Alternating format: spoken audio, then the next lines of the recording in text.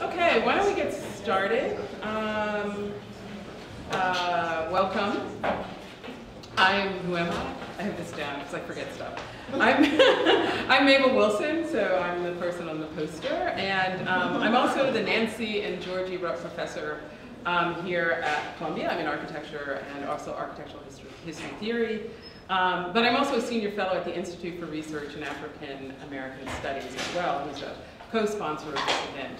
And this event is part of the global dispatches for Studio-X, and those of you, I think most people know what Studio-X is, but for those of you who don't know what Studio-X is, it's an experimental sort of educational platform to exchange new ideas. And the studio space is to test those ideas within cities that are really at the forefront of the future contours of architecture, art, urbanism, planning, and within the host of disciplines, both here within GSAPP, but also I think within the university, the broader university. So today's discussion engages one facet, I think, of the agenda put forth by the director of Studio-X Johannesburg, Mpho Matsipa, who is here with us today. And that is, what are the radical imaginaries of the Afro-Future city? And so I think she'll tell us a little bit more about why that is part of the agenda of Studio-X as well. And just to say that also, Studio-X is not only in Johannesburg, but we have a platform in Rio, Mumbai, Istanbul, Beijing, Tokyo. There's Tokyo, Sao Paulo, Amman, and there's a cell in Chile. We always have to remember the cell in Chile. But anyway, it's sort of a global network that I think links us here, but also to what's going on out in the world, because architecture certainly is fundamentally where ideas get tested in the world and built. The concept, as Bernard Julie would say, is first, but it also fundamentally has to get realized in the messiness that is the world outside. So, in order to kind of respond, what is the question, what are the radical imaginaries of the Afro-Future city, we wanted to initiate a conversation between architects and urbanists and curators and cultural historians and artists and art historians. And so it's roughly 6 to 7 categories spread between the 4 of us here. So I think you can see that we are basically operating in multiple disciplines that are trans, inter, and cross-disciplinary work here. So we charged the group to consider how art, architecture, literature, film, and music have imagined places and spaces of an Afro-future city.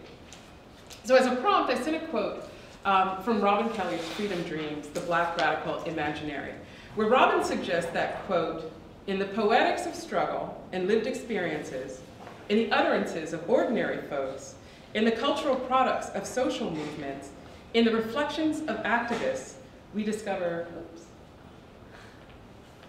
many different cognitive maps of the future, of the world not yet born, end quote. So Afro-future, Afro-modern pair 2 terms, one's antithetical, and that is Afro-black and modernity. Certainly, at least since Hegel pronounced that Africans and the Negroes, and that's to include the diaspora of the Americas, could not make history, could not possess spirit, nor progress beyond the natural primitive state of man. And that really sets the foundations for sort of contemporary epistemology, just to throw a word out there.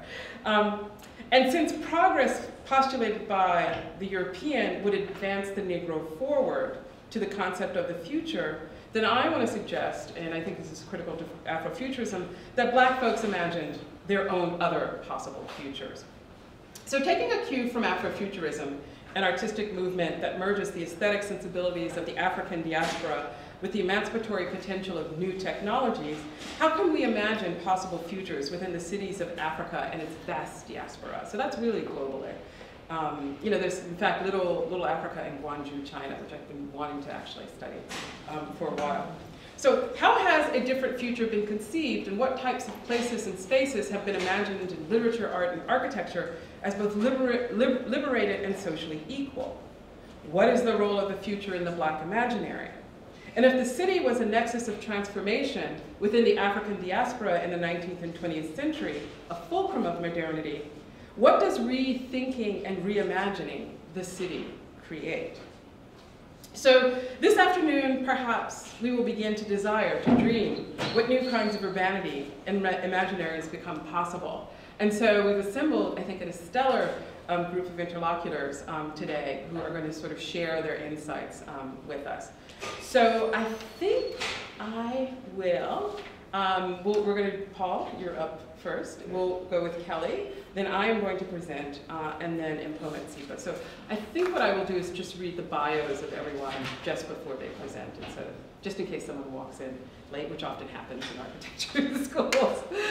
So I'm delighted today that we've enticed Paul Goodwin here from London to join our conversation.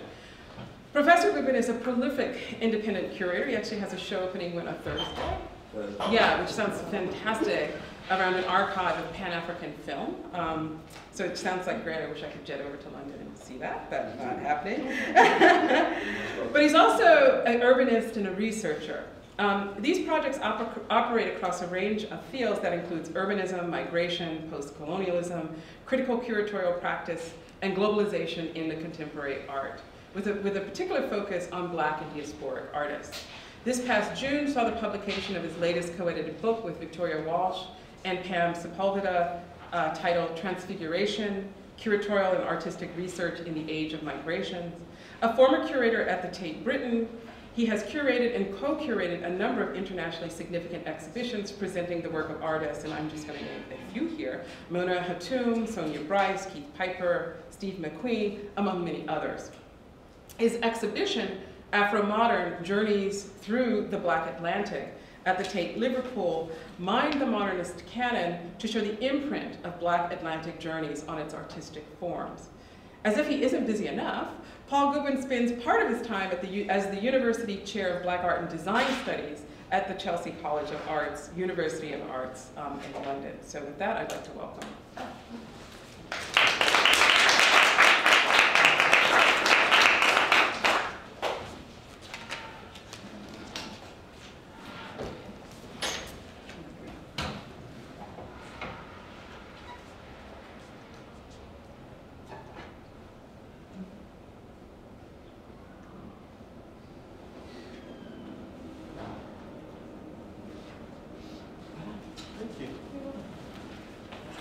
Okay, well, thank you so much for that introduction. Very grand introduction. Make me sound quite grand, but I'm not actually. I like to think of myself as very grounded. But thank you to Mabel and Mpho for inviting me all the way across the Atlantic to speak to you today about some of my research and ideas around blackness in cities.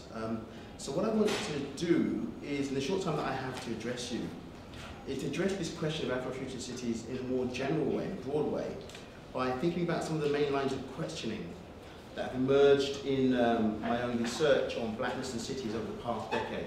So I'm not really going to talk about contemporary art. I'll leave that to Kellie, who's much better qualified to talk about it than I am. And I'm going to speak with my hat as an urbanist and researcher today.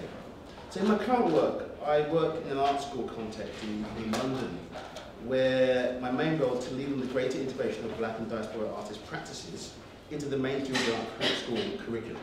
That's what I'm doing at the moment. However, I come to the visual arts and curating from an initial interdisciplinary training in geography, cultural studies, and urban theory, where I've been interested in, for a number of years, in developing ideas about what I call Black urbanism. At Goldsmiths College London in 2006, I started a project called Revisioning Black Urbanism that developed as a multidisciplinary platform to explore the multiple modalities of the relationship between Black cultures and cities in the UK and in certain countries in Europe. So I looked at Paris, I looked at Lisbon as well in Portugal. Now this platform included writing a number of conference and research papers on Black urbanism theory, curating some exhibitions, and a series of seminars, and also around looking at forms of emerging Black urbanism in the shanty towns surrounding the city of Lisbon, which a project was called Under Construction. And in fact, I'm just going to kind of go through some of these images as I talk. It doesn't really relate necessarily directly to what I'm going to say, but this is just giving you some images of a project that I've worked on, which I think relates very much to Mabel's quote from from the wonderful Kellie book, Freedom Dreams, where he talks about the poetics of struggle and lived experience, the utterances of ordinary folks, the reflections of activists, and we discover many different cognitive maps of the future. Right? So I think this really relates to some of the work in Lisbon. What you're going to see is some images, and they're images basically of shanty towns, some of which are about 40 years old in the outskirts of Lisbon, but many people in the centre of Lisbon don't even know about, even to this day. And this was the first project, actually, in the art field on shanty towns in Lisbon, Portugal. So, getting back to what I want to talk to you about here is that I want to talk a little bit about the aim of the project Revisioning Black Urbanism, which in a way had two things. It was about thinking about the relationship, it was about thinking, addressing how we think about and map the relationship between black cultures in the city in two ways. Firstly, I was interested in revisioning blackness, revisiting notions of blackness, right? So the project critically examined the globalization of blackness and the role of blackness in the redefinition of the urban. So blackness in the age of global media has proliferated and become fractured across many social and cultural services. Blackness has in many ways become a universal platform or a device, a cipher, that various communities and individuals and cities can strategically deploy to articulate their local creativity in forms of expression. Now, thinking about black urbanism, this relationship between blackness and cities, can, in my opinion, help us to rethink what blackness means in a global media society as a mode of urban identification, as a commodified signifier, and as a creative tool or platform to effect change. I'll talk a bit more about that in a few seconds. The second aim of the research really was about revisioning notions of urbanism. The project aims to open up thinking about black urbanism as a creative force, right, and a productive space in the city, as opposed to the all too familiar tropes about black and minority areas in negative terms around the idea of the ghetto in particular. Now, this positive perspective ranges from thinking about styles and fashion, food, and the arts, but also like the way the built environment has been shaped by the black and immigrant presence. I'm thinking about in Europe, you know, we've seen a proliferation of, it's a good friend of mine just come into the room, mosques, temples, street markets, public art, cultural centres, for example. The project aims to rethink the way architecture and urbanism relate to the black immigrant experience. And what I've been trying to do is to get at what I would call a dissident post-ghetto urbanism, based on an understanding of black communities as dissident and creative presences in cities. In my opinion, this can inspire new ways of thinking, not just about the sociology of the black urban presence, but also about new forms of urban design and architecture. So I want to just briefly now articulate some of the main interim conclusions or reflections about blackness in cities that emerge from this sort of research that I've been doing. I hope they can have something to our discussion today on radically imagined an Afro-Future city. Firstly, in the context of globalization, blackness in cities are becoming more and more intertwined and connected in myriad and paradoxical ways. There having been, of course, a strong black historical presence in cities in the West, which has helped to shape the Western urban imaginary. And this relationship is changing, often deepening, so that in some senses, black and urban are becoming conflated and synonymous with one another. In my research, I've identified what I call a constitutive paradox of the globalization of black urbanism. That is, in many parts of the world, blackness has a growing influence in informing what it means to be urban in a cultural sense, on the one hand, but at the same time, on the other hand, blackness still struggles for recognition as a critical factor in the production of the urban space and the built environment. Another point that comes out of my research is that we need to rethink the way, as I've kind of mentioned, how we understand both blacks and cities and their mutual articulation, particularly in the interdisciplinary fields of urban and spatial studies, architecture, design, planning, geography. I think understandings and working definitions of both blackness on the one hand and urbanism on the other severely limit their creative articulation. Blackness is one of many discrepant imaginaries. The phrase is from my colleague, my ex-colleague, Abdulmalik Simone, and who's argued that there are many and different proliferating discrepant imaginaries about the built environment, how it operates, what it looks like, and how it changes, providing cognitive maps for how the city is to be navigated. This is why the question of the need to develop black radical imaginaries is so important. We need new radical imaginaries in relation to thinking about blackness, a blackness that is global, is fugitive, is complex and ever evolving. But the main point I want to develop today, and one of the main thrusts of my research, concerns the possibility that blackness can be a creative tool or a functional urban modality for urban dwellers everywhere, not just black people, to navigate the double intensities and increasing precarities of urban life. For me, blackness is just one tool among many, one discrepant imaginary, if you like, among many, that can be deployed to make sense of contemporary urbanism. Blackness is a tool or platform, a sort of creative interface where the local articulates the global in forms of urban cultural identification, as I've just discussed, but also importantly in a range of social spatial practices about navigating urban environments, involving strategies for getting by and ways of using, following the geographer Nigel Thrift, fugitive materials, okay, to construct meaning in the face of hostile environments and forms of exclusion. Now, the ability of black urbanites to switch between different modes and functionalities of urban residency, the capacity to deploy and utilize these fugitive materials. By fugitive materials, I mean the submerged traditions, alternative codes, linguistic and digital bits, pirated technologies, informal and patchwork economies and distribution systems. These are accompanied often by spatial practices and strategies of evasion, trespassing, squatting, and circumvention within the intersections of contemporary neoliberal urban conditions of fragmentation and precarity. Some of these shanty towns, which some of them were in the process when they photographed in 2000, this is 2009, many of them have been destroyed by the authorities in Lisbon. Now, Abdulmalik Simone, a colleague of mine, has written about the notion of black urbanism as a device. Worked on a program around black urbanism with myself at Goldsmiths, and I want to quote him at length here when he talks about this functioning urban modality of blackness. If you allow me to, I think it really helps to give flesh to what I'm trying to say. He says the multifaceted experiences of black urban residents spread out across highly divergent sites and their varying long-term and ongoing struggles to carve out spaces of operations within them can be a particularly salient means of understanding the spatialization and mechanics of urban intersections. Because black urban residents have had to maneuver their residency across incessantly shifting lines of inclusion and exclusion, overregulation and autonomy, their experiences provide an incisive platform for coming to grips with the intensification of possibility that seems to be at the forefront of urban life.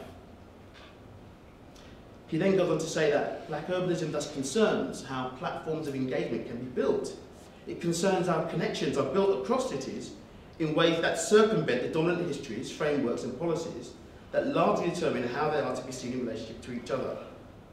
Right? It concerns the content of the way in which urban residents live with their neighbours, participate in multiple networks of association, calculate their chances, tactically keep open multiple futures, maintain information-rich environments, necessary to continually adjust how they survive and accumulate resources.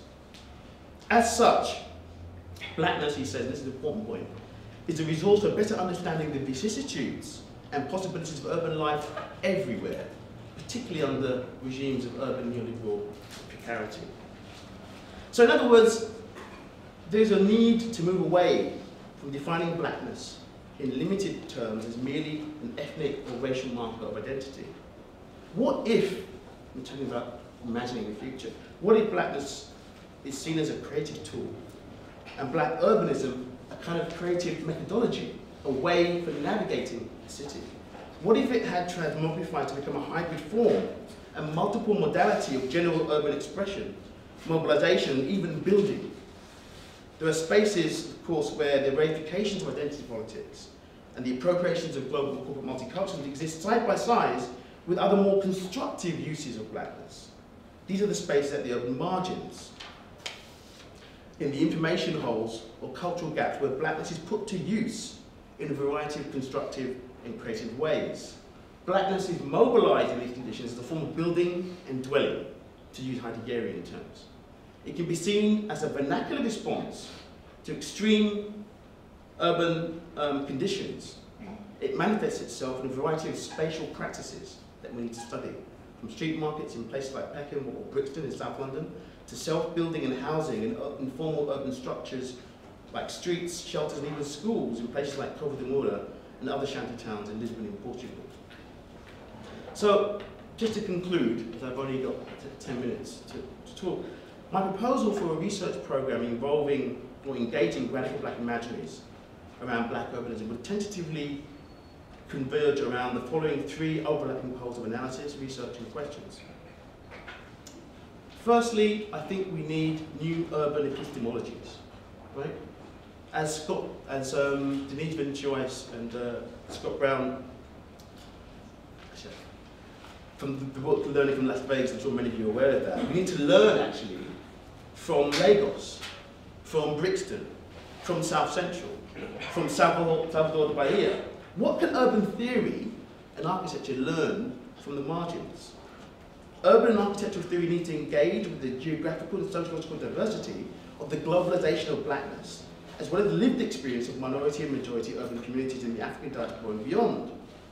And engagement with black urbanism is both a form of contemporary global metropolitan experience, as well as a form of local, social and spatial, dissident, and at times creatively destructive productive energy. It's dialectical. Is, for me, vital for a reconstituted urbanism project for the 21st century city. Secondly, I kind of tried to call for archaeologies of black urban engagement and the construction of black archives of spatial practice.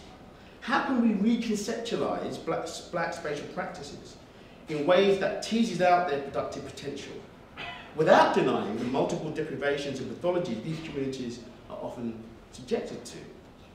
There's a need to research case studies of black urbanism and dissident socio-spatial interventions in cities involving specific forms of spatial knowledges, discourses and strategies with the potential to transform urban norms and forms.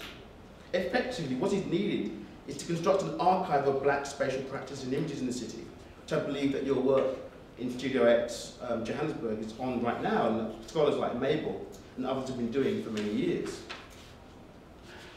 And finally, we need alternative visions of the city, which is where I think the work of someone like Kellie Jones comes in. How are black artists, musicians, cultural workers and urban practitioners rethinking and revisioning the process of urban change and the creation of new urban spaces, real or imagined? Utopian spaces have been a central trope in the modernist urban and cultural imagination, from fiction to visual arts and architecture.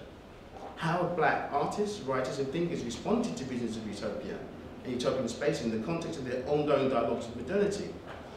Have black artists related more to dystopian visions of spaces and societies? Is there a need for black artists and thinkers to imagine post-utopian urban projects, narratives, and forms of spatiality beyond the escapist linear temporalities of nostalgia, exemplified by Afrocentrism, and science fiction, exemplified in Afrofuturism? So, my final point, I'm really inspired in thinking about putative Afrofutures, if we want to keep that term, by the work of Fred Moten, and some of what might be termed the new black studies here in the States. Moten talks lyrically about the urgency for the operationalization of a form of black optimism, a black ops, he calls it, that challenges the prevailing and historical notions of black and Afro-pessimism, right? This is the kind of weight that we're often kind of working under in this. Black ops is necessarily futural, in that optimism is an attitude that we take towards that which is to come, while at the same time it's also an assertion of the necessity, rightness and timelessness of the always already existing. which Martin called the temporal paradox of optimism. Now, I do have some thoughts specifically around relevant to Afrofuturism, but I think that probably can come out more in the discussion, and I'll end there. Thank you.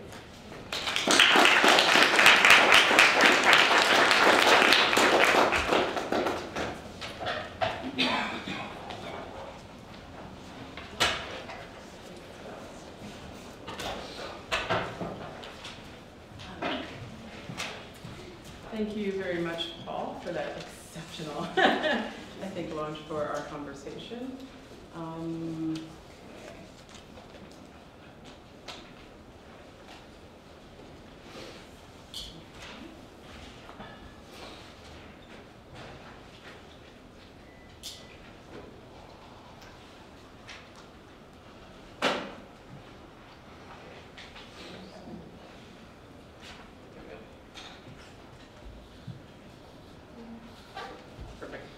Okay, so it's a pleasure to welcome our next door neighbor from Schermerhorn, Professor Kellie Jones, who is an associate professor in art history and archaeology, and is also a senior fellow at the Institute for Research in African American Studies here at Columbia University. Her brilliant exploration of family, community, art and activism, creativity, and the critical role of art practices can be found in the award-winning book, I Minded, Living and Writing Contemporary Art, along with publishing in widely read publications such as Flash Art, Art Forum, and Mpho. Professor Jones's curatorial successes are nothing less than breathtaking, with biennials in Johannesburg and Sao Paulo.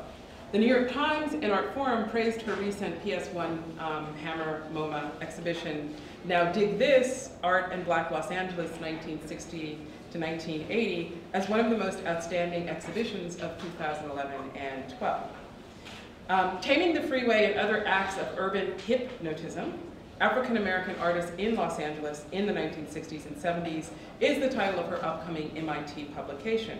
Her awards have been many, but it's her scholarly and curatorial eye for critical art practices that engage the issues of race, culture, and the public in the urban realm that make her an ideal participant in this afternoon's discussion. Kellie.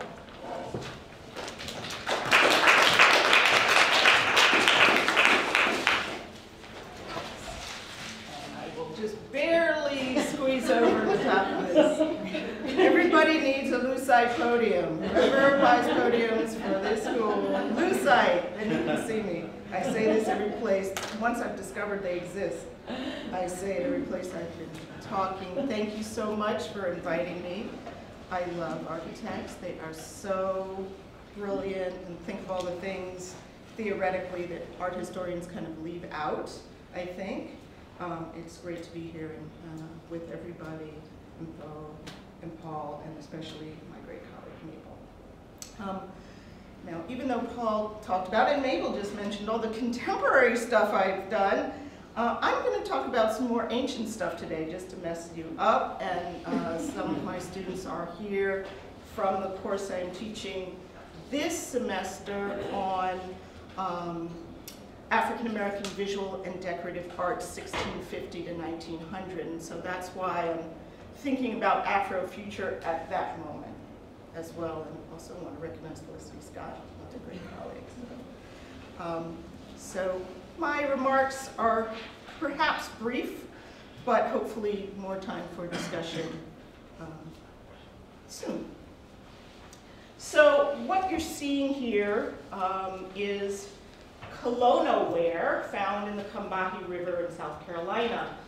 Kelowna ware is the name of a style, a name given to this type of pottery by the scholar archaeologist Leland Ferguson, which talks about pottery made in the colonial moment in, he's talking mostly about the United States, 18th century, that evinces this kind of collection, kind of, that shows a syncretic kind of hand. So you have Native American styles mixing with African and European styles, and what he calls Kelowna ware. These are objects for the most part, made for a European market. In other words, people are making them for Indians and Africans, people of African descent in the United States are making them for their European market, either the enslavers or in the case of Indians selling it. And so we see also these traditions coming together as well. And then as we talked about in the class, as my students know, talked about the differences or how we can think about works that were actually made for personal consumption, particularly by people of African descent.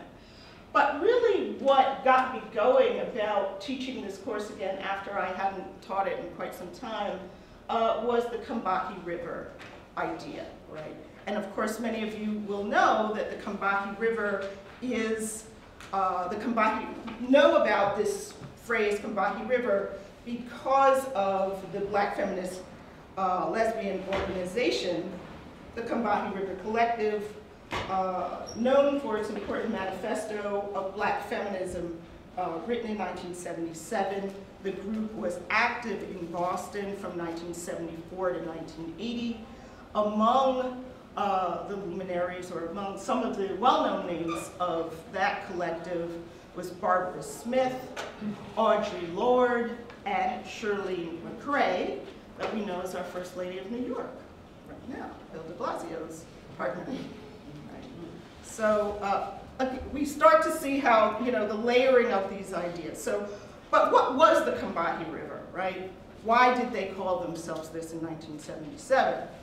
They named themselves after a significant Civil War battle, the Kambahi River Raid of June 2nd, 1863, which was led by Harriet Tubman, in which 750 enslaved people were freed.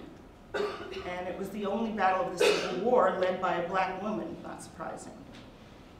So yeah, that's why they named themselves after that amazing moment. Looking further and connecting that idea to this idea of the Kambahi River and this idea of this piece of Kelowna ware being found in the river, other aspects of the river started looking into other aspects of this tributary. Rivers were tributaries of escape in certain places. This river, and I'm sorry I don't have a slide of that, is part of around the Sea Islands, Georgia and South Carolina, right? So it's going out towards the Atlantic. So we can think of also rivers as tributaries of escape and temporary escape. Also, people would escape from being enslaved for a year, then they would be found and brought back, escape again. So we don't want to think of escape as something permanent or something that is in the offing, but sometimes something that happened and then was taken back again. And also the idea of rivers leading into swamps and marshes also as places for escape, right? So the other thing was, why was this in the water? And my students who are here will say, all right, we already did this a couple of weeks ago, but the people here haven't done it. And I will connect it to Afrofuturism. One of the things that Ferguson talks about is the fact of, why are these things found in the water? Why is pottery in the water? What is it doing there?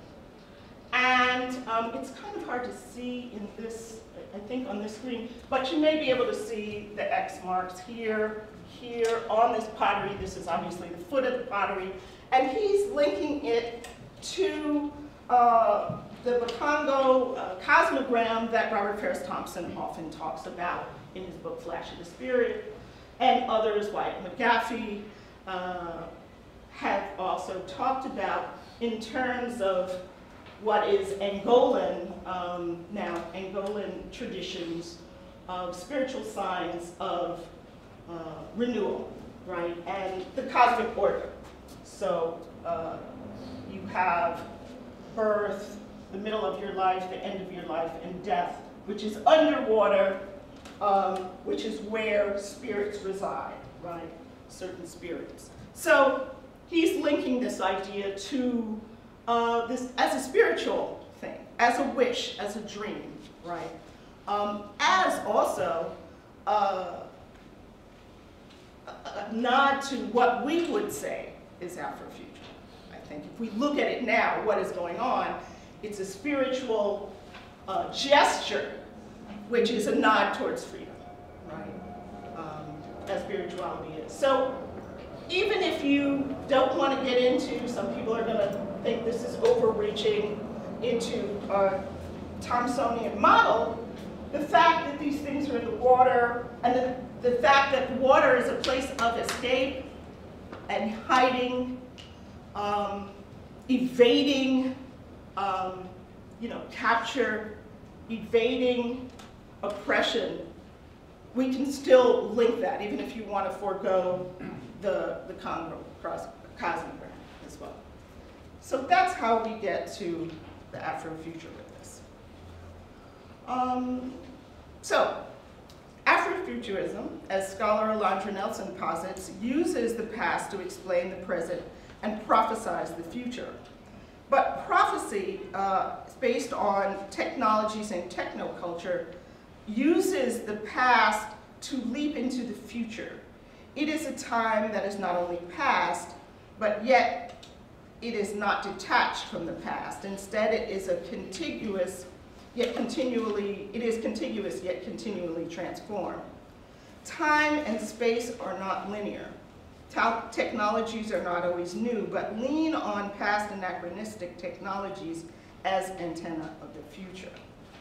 And as such are African American voices with other stories to tell us about culture, technology, and things to come, as Mark Derry has told us and has been quoted a lot on Afrofuturism.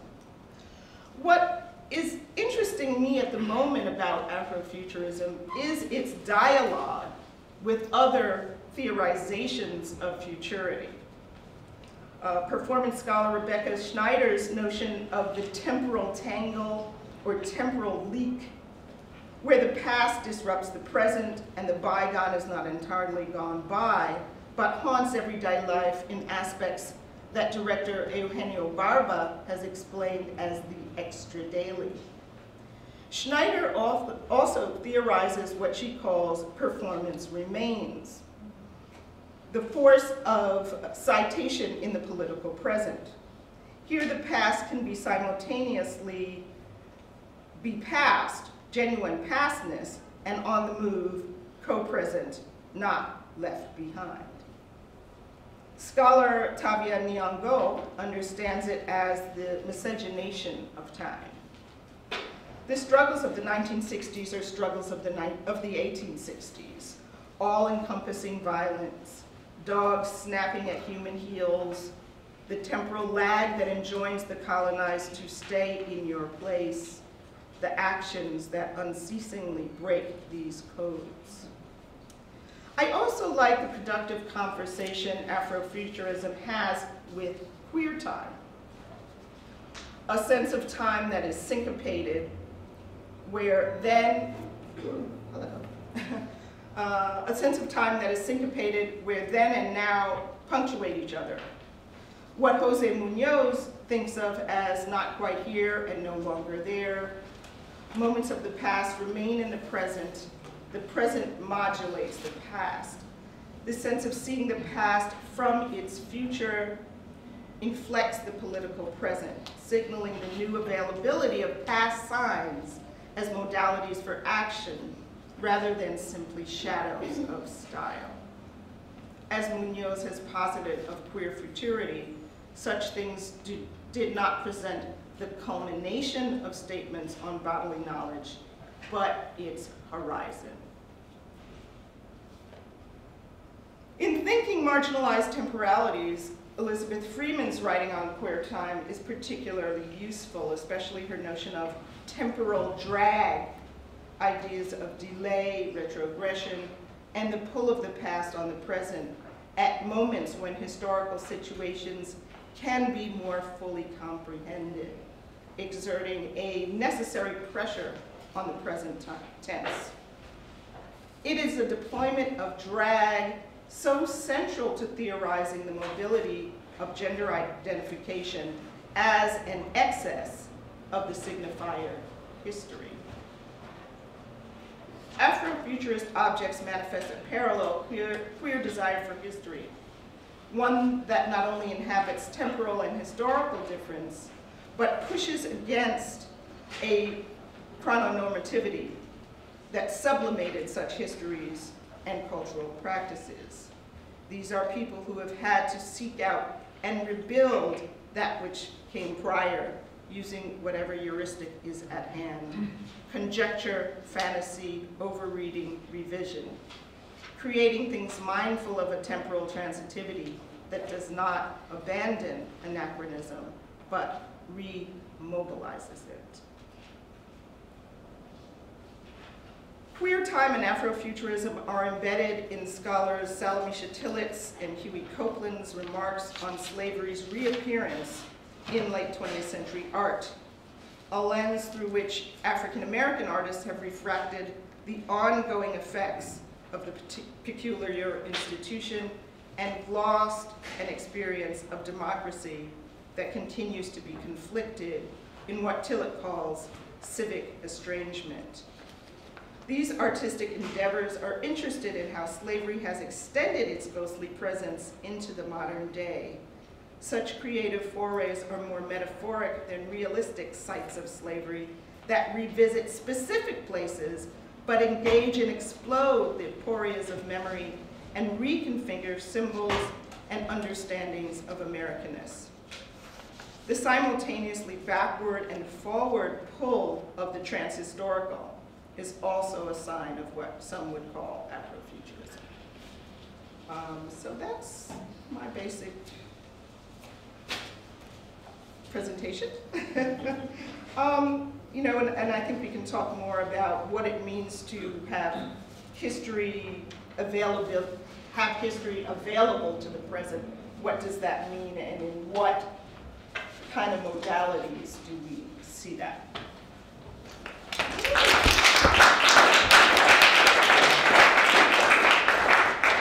Great, thank you, Kelly. It's actually a perfect segue into, I think, what I'm going to talk about in my presentation, and I think this will be a really wonderful discussion.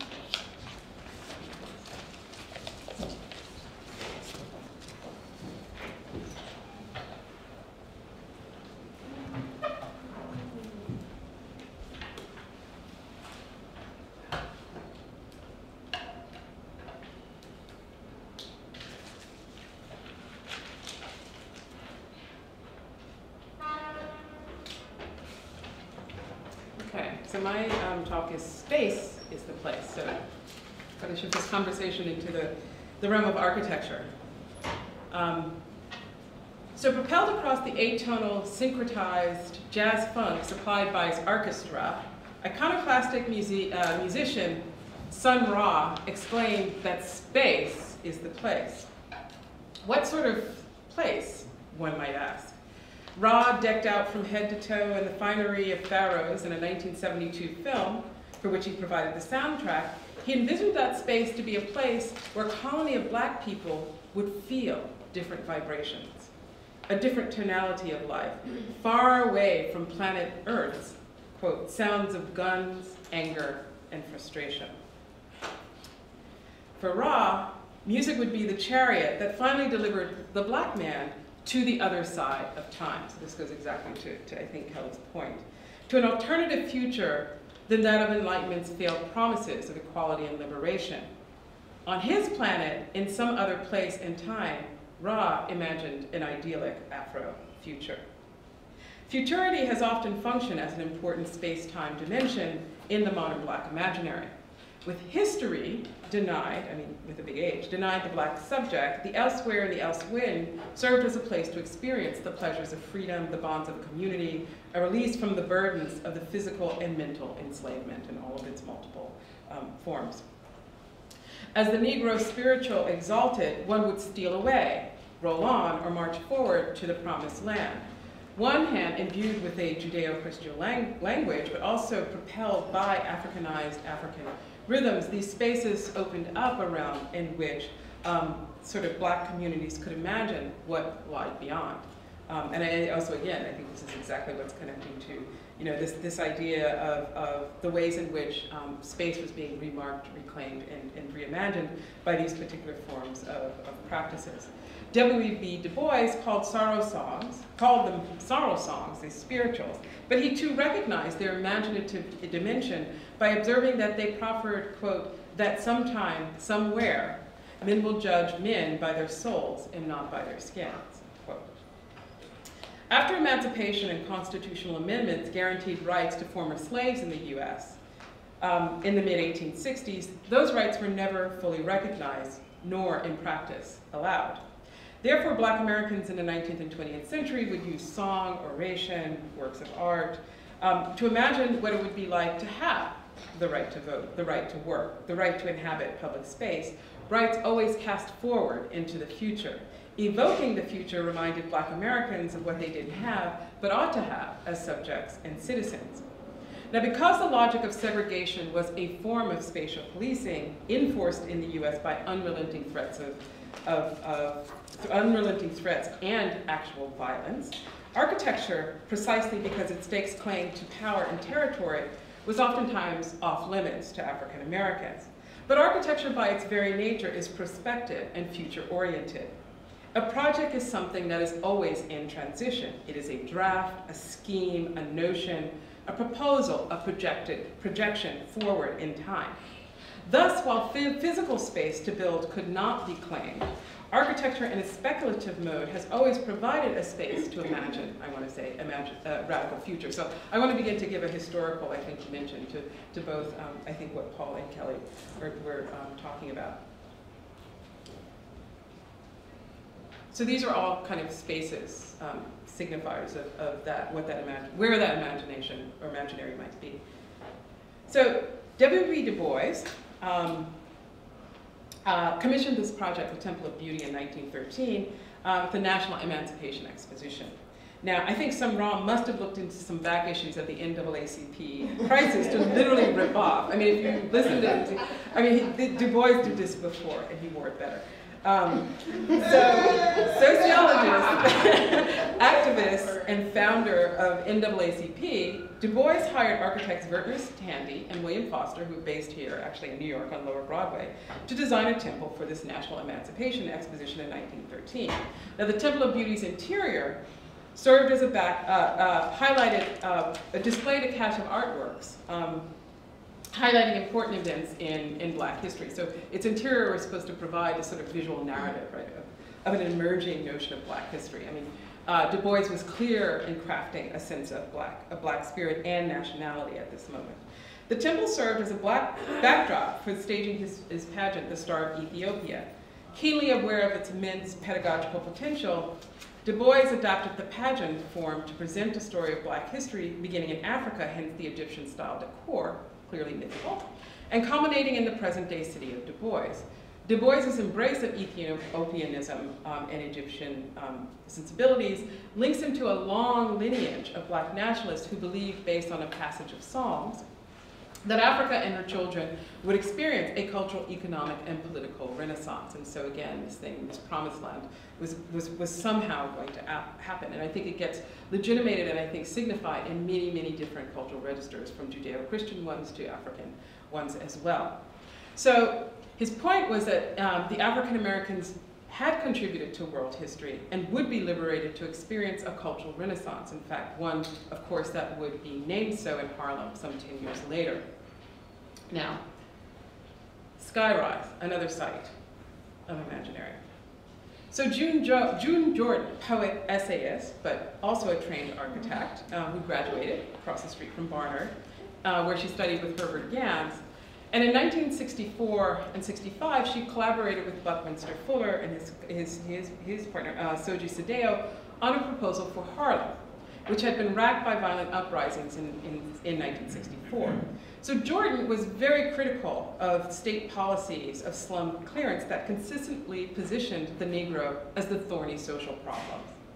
ill-thought solutions of white policymakers and politicians she put forth only exacerbated the problems of economic and political disenfranchisement.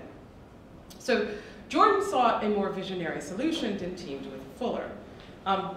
In her scheme, and you can kind of see the breadth of which and the scale at which she's sort of thinking of her intervention, old tenements were to be demolished block by block, as the tenants of the old city would actually move up into towers linked by transportation networks from river to river. Her radical plan, is what she called it, with Fuller, was a participatory process. So she wanted to engage the community, the Harlem community, in which residents would build, in her terms, a new reality in the conical towers that floated above the sky, above the existing city. So the sense of this elsewhere was actually posited just within the sky of the city on the ground as well. Harlem World. Curated by Thelma Golden for the Studio Museum in Harlem in 2004, Golden conceived of an exhibition to take measure of the ever-changing history of the community. She asked, quote, what would and could an exhibition of Harlem be now? This moment in Harlem's transition, she was clearly recognizing the impending wave of gentrification, seems to call for a move beyond the usual documentation of what Harlem was asked, which is what Harlem is and what Harlem might be, end quote. So she recognized the prospective impulse of architecture to speculate on Harlem's possible futures. So she brought together a group of architects to basically do projects around this notion of Harlem World. So this was a project by Nathaniel Belcher and Stephen Slaughter called Harlem, which is rather fabulous. So it was an action and a reaction to numerous failed strategies of the urban. Their project tapped into the cultural impulses of what they call the black city. This was another project by J. Yolanda Daniels. This is the Black City Project. This connects very directly, I think, to what Paul was saying, that examined the intersections of the psychic and the physical city that is present, represented, and also forgotten by blackness that invades definition. The black city, she posits, can be, quote, inhabited, reinterpreted, and reworked until they're both new. So this is this process of constantly on the ground producing through that signifier of blackness.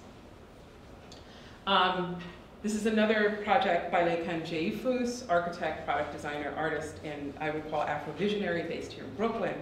He deploys architectural language, very specifically discourse and representational methods, to unpack its invisible ideological lexicons as they craft spaces of inequality. Jeifus's project was very much a sort of play in these modes of representation and actually how they could be double-coded and reworked in critical ways. So I wanted to end with just a presentation of Jeifus's work about possible futures. This is a project that he calls Adverspeak. It is precisely a dystopian project where social status is gained through this frequency of brand enunciation. So the more you say Nike, Starbucks, the higher you rise within a hierarchy. So what Jeifus and his partner Matt Yvonne, who's a sociologist, did was they cast Bloomberg's franchising of the image of the city within the logic of the passbook system of the stratified apartheid city. So this sort of merging of these two kind of models, one from a past of South Africa, one about this sort of future of the city under the sort of neoliberal development of Bloomberg, and sort of producing this kind of city of another city of signs. And so this was the sort of mandala that produced the city. And you get these sort of strange, curious figures. This is, Bloomberg is there, 50 Cent is on the other end. Wow. I mean, there's a whole range of, and these were seen as the sort of figures that were the power players in this new sort of configuration of the city. But I think also what I find fascinating about Leck's work in particular is the way in which he's able to sort of draw from a sort of range of languages and places to recast them and bring them together. And so this was a series of ads done for the Philadelphian designer Kellie Jones, but what I love about this is the way in which he's thinking about African cities in 2081 AD. So here we see Nairobi, called Jump Center. This is Victoria Island in Lagos, 2081 AD. This is Hillbrow in Johannesburg, 20 AD. So his sort of facilities, I think, are really remarkable. And one of the things that I think, which I think is interesting, is that Lake says that he discovered the language of bodies and styles in this more recent project. It is the cultural gestures that animate the social practices that produce the kinetic urban spaces of Black cities. Precisely, I think, the model of Blackness that Paul thinks that should expand widely, I think, as practices of urban engagement. It is, after all, the image, the imagined, the imaginary, writes Arjuna Padarai in Modernity at Large, that, quote, directs us to something critical and new in global cultural processes, the imagination as a social practice, a form of work in the sense that is both labor and culturally organized practice, and a form of negotiations between sites of agencies, individual, and global defined fields of possibility. So always this sort of give and take between the individual and this sort of larger field in which she may find herself. And so I was going to end with this image because speaking with Lake yesterday, he said, actually, we asked him, well, where did this image come from? And he says, well, I think it's from some city in Czechoslovakia. So that was the base image, but he saw this as, you know, this sort of circulation of particular ideas about architecture and space that he then recodes and redraws within an idea of an African city itself. So I am going to, okay, end it here. And so that's mine.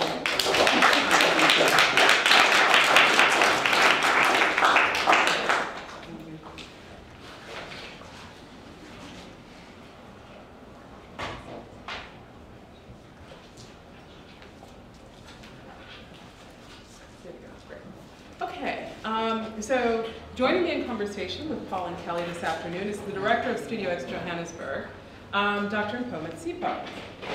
An architect who's practiced in South Africa, Dr. Matsipa is one of the world's leading theorists and I think most original thinkers on the future of African cities. She has curated several exhibitions, including the South African Pavilion and the 11th International Architecture Exhibition at the Venice Biennale in 2008.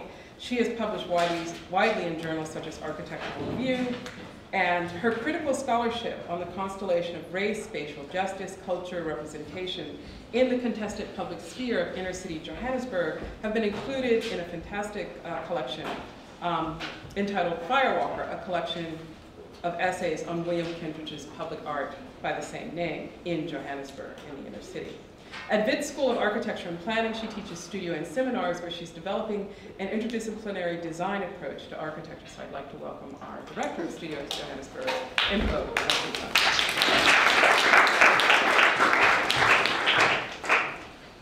Thank you very much, Mabel, for a fantastic introduction. You made me sound like a rock star. Thank you also to GSAPP and the Institute of Research in African American Studies for making this event possible, and a special thank you to Marina Otero, Gregory Bugle, Gavin Browning, for also putting the exhibition together that goes in Studio-X Johannesburg. So, I thought that I would open with a few preliminary remarks on the foregoing discussions, but I'm really not equal to the task. I think that I've learned a great deal today, just in terms of thinking about temporality and the relationship between here and then, and also it opens up a set of questions around where is Africa? So is it continental Africa? Is it a set of relationships? Is it a particular temporality?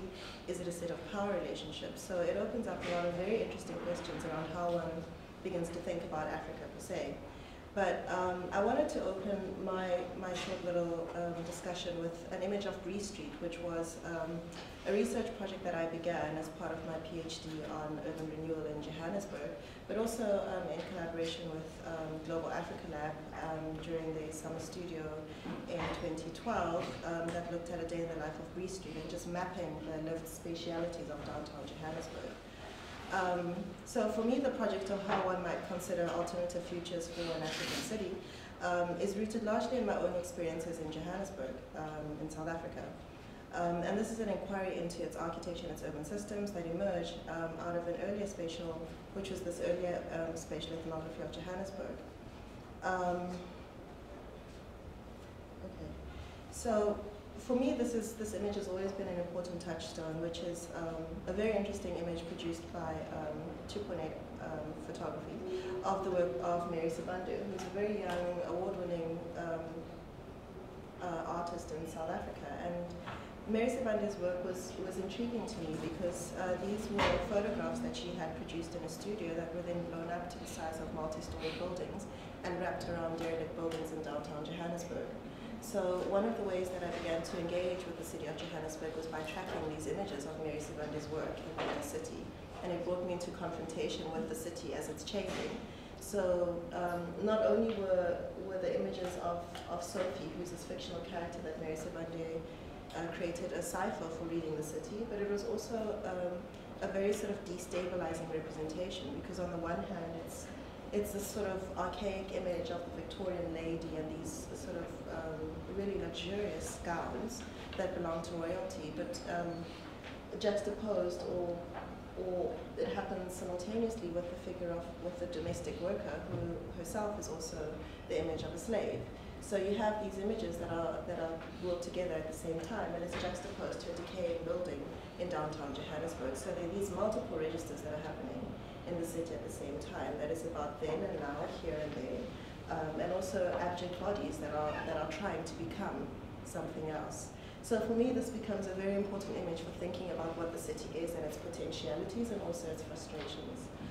The image of I'm sorry. So the image of a domestic worker who's a subjugated body, who has desires and longings for belonging and grandeur, but also the crushing political, economic, social, and spatial realities of a city that continues to deny her presence.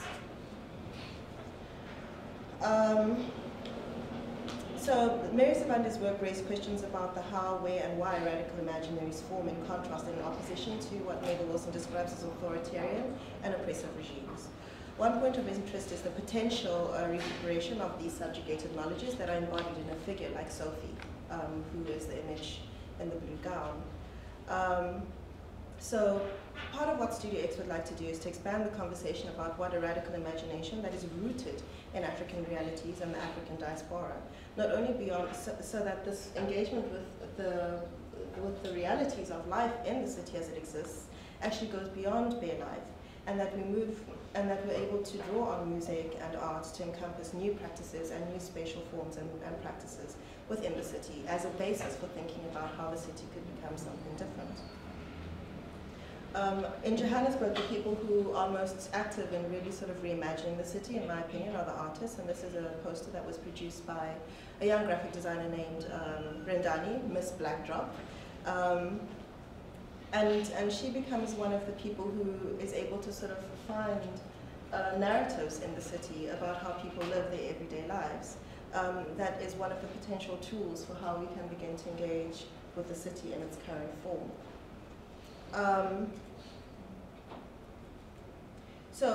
One of the people who's been a huge inspiration for me in terms of thinking about what an alternative could be, or possibly what an alternative might not be, is a young architect, filmmaker, actor, director, producer, writer, 3D animation person, Kimwe Ware, who's based in London and has won numerous Sundance Film Awards. And this is an image taken from his film, Robots of Brixton, where he imagines this sort of dystopian image of a neighborhood in London that was a site for the Brixton riots in, I think, the 1970s, 1980s.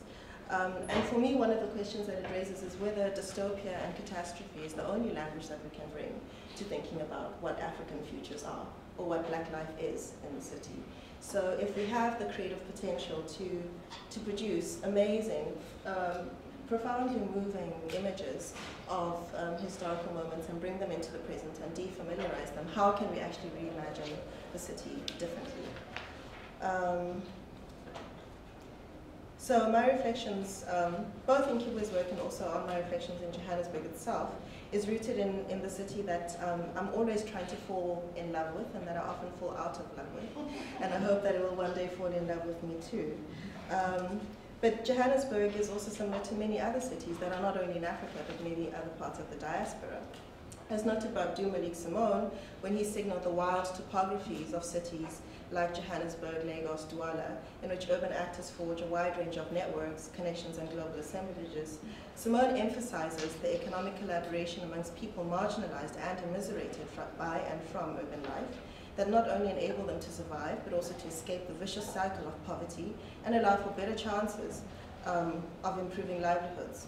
Abdul Malik Simone also argues that African cities are continuously flexible, mobile, and provisional intersections of residents that operate without any clearly delineated notions of how the city is to be inhabited and used. Whereas Simone's framework implies that there is a discrete topography that operates independently of existing institutional and infrastructural arrangements, my question relates to whether and how one might explore not only the specific kinds of connections that exist between various urban actors like the local government, the private sector, the police, and so on, but also the gendered and racialized subjectivities that are constituted through modes of inhabiting and using the city. In order to expand on Simone's notion of the African city as an assemblage, it may be useful to consider the city as much constituted through flux and indeterminacy as it is constituted through longer-term capital investments, as well as it is laden with political, social, and economic power. As an assemblage of variable topographies that are contoured by their colonial histories, but also their history of cataclysmic change generated by independence movements throughout Africa and the ensuing struggles for freedom in what Okwi work describes as the short century, but also the forces of neoliberal global change, which again Kibwe Tavares captures beautifully in his own film titled Jonah, where he basically reimagines how Stone Town in Zanzibar could be transformed by rapid global change and the kind of environmental degradation that ensues.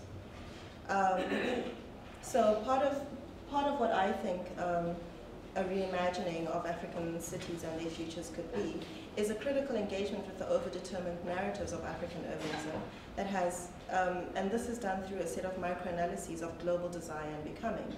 So in as much as Jonah is a representation of a sort of global desire, or the desire of the global for a space like Stone Town, I think that it's important to focus to points of opportunities and also slippages within large-scale processes, which transform cities against and within attempts at structured coherence. Ultimately, these desires for global belonging and connection have the potential to break open alternative pathways, and if they're taken seriously, can propel unexpected futures for the city. For example, Abdul Malik Simone's work on African cities suggests a Deleuzian cartographic approach to subjectivity. His focus on becoming is a useful way of thinking through the immanent fields that urban residents invent and live by, even within sites that are mediated by capitalist development, such as the one on the slide above. However, these geographies are often absent from mainstream understandings of the city, and in terms of the creative possibilities that they present to an understanding of what an African metropolis, such as Johannesburg, or any other city in Africa, can become and mean. Therefore, for me, a microanalysis of emergent spatialities in the inner city requires greater attention to the complexities and desires embodied in their forms of knowledge and spatial possibilities. The expressive, so that's another image that Kibwe produces, which is when sort of Stone Town becomes a kind of Las Vegas in Africa through the influx of global capital. Still not loud enough? Okay, so after engaging in downtown Johannesburg and conducting a series of spatial ethnographies over a period of 3 years with both Global Africa Lab but also my students at Wits universities, I've come to a sort of frustration with the limitations of mapping as a way of imagining what the future could be. And this is largely rooted in the sort of expressive limitations of mapping. And it raises a number of questions around how to engage and what are the specific strategies that one can deploy and the new languages one can develop in order to understand by what means we as spatial practitioners might learn to read and imagine the city differently.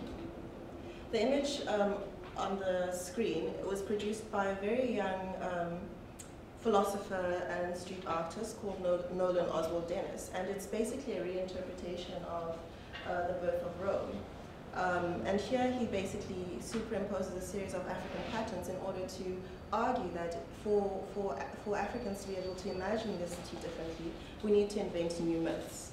So this is a sort of call for a new imaginary and a new mythology of what the city of the future should be. And this is an attempt to uncover the multiple geographies of modernity and its future in African cities, and the new, but often pernicious topographies produced by neoliberal rationalities that complicate abstract claims about the universality of globalization and call for more creative engagements with the lived spatialities of global connection. Thus, while global capitalism is a structured social system, as argued by Anna Tsing, the contingency, discontinuity, and awkward connections of globalization within many African cities might also create new openings, which give rise to unexpected alliances, collaborations, that have the potential to create new identities and interests, and in short, a new myth.